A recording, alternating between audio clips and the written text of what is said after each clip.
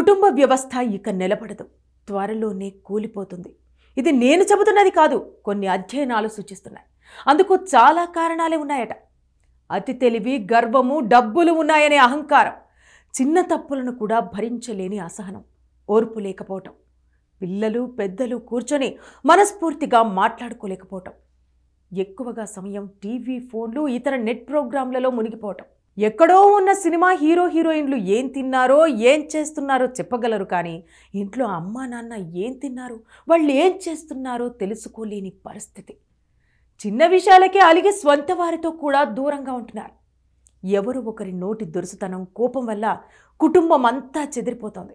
ఆర్థిక విషయాలలో ఇంటి పెద్దల సలహా తీసుకోకపోవటం, భార్యాభర్తలు, తల్లిదండ్రులు తరచూ గొడవలు పడుతుండటంతో పిల్లలు పెళ్ళంటే భయం కలుగుతోంది. పెళ్లి వద్దనుకునే స్థితికి వచ్చేశారు.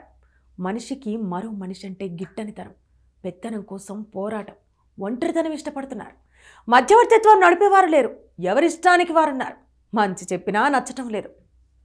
కుటుంబ నిర్వహణ అనేది గొప్ప కళ, అది తెలియకపోవటం మరో కారణం. మానవ సంబంధాలు, సున్నితత్వం మర్చిపోయి మొరటు వ్యవహారం వచ్చేసింది. భార్యాభర్తలు కలిసి కుటుంబాన్ని నడపటమే మర్చిపోయారు.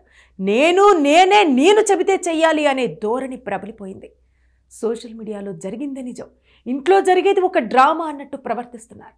ఎవరైనా మరణిస్తే ఒక ఆకర్షణీయమైన మెసేజ్ పెట్టేసి చేతులు దొరుకుకుంటున్నారు.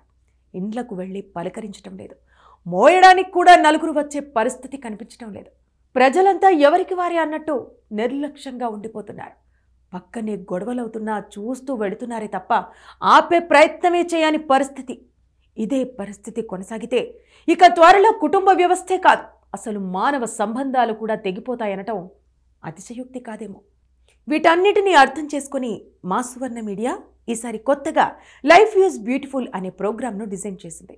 మీరు మాతో మీ భావాలను పంచుకోవాలనుకుంటే మాకు కాల్ చేయండి. 8712620201.